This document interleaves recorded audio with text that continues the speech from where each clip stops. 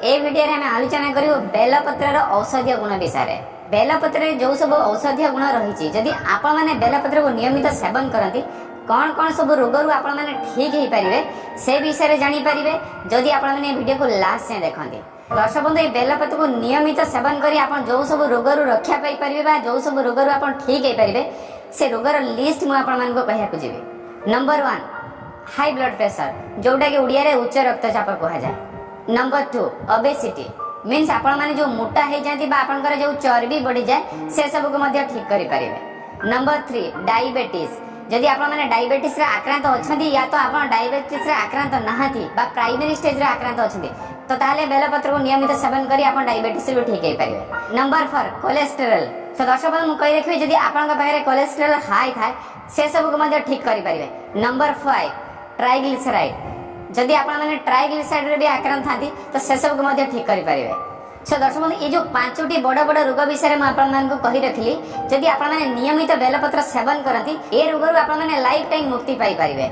जो मैंने primary stage आक्रांत अच्छा या तो एते जाए जो मैंने आक्रांत नहांती मीन्स जो मु रोग विषय कहली जो high BP obesity cholesterol triglyceride diabetes ये जो सब रोग कहली जदि आपण मैंने रोग आक्रांत नहांती या तो प्राइमरी स्टेज आक्रांत अच्छा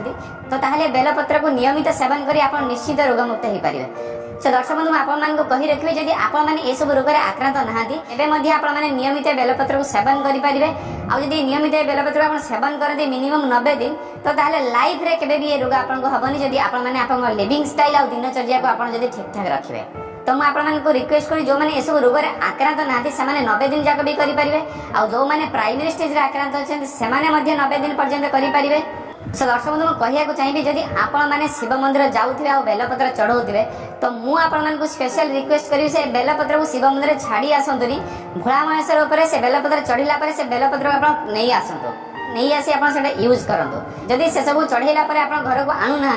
तो जो पूजारी मैंने अच्छा को रिक्वेस्ट करने चाहिए तो आपण मैंने से बेलपत्र को संग्रह करूँ आपण भक्त मान द्वारा संग्रह कला डस्टबिन रे पकातुनि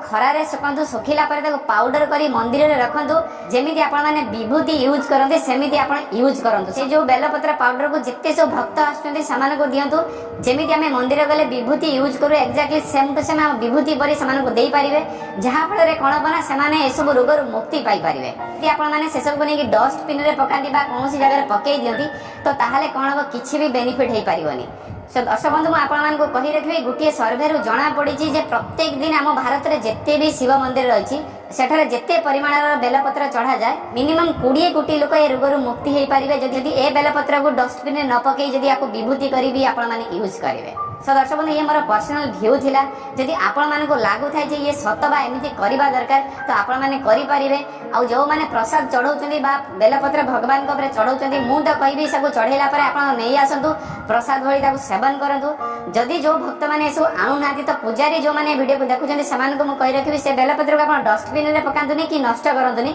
से बेलपत्र को आपण भक्त मान द्वारा सब संग्रह करंतु संग्रह कर खरारे सुखांतु सुखिला पर पाउडर करंतु पाउडर कला पर ताको विभूति आकार भक्त मान को बांटी पारिबे जहा फल कि कौन बना से उपकृत पाई पारिबे।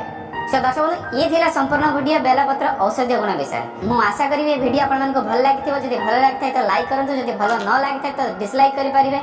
आउ जदि मो चैनल को नुआ करी देखुथांती आउ चाहुथांती एमिति प्रकार समस्त वीडियो देखिया पई मो चैनल को सब्सक्राइब करी पाखर दिया बेल आइकन प्रेस कर दिया।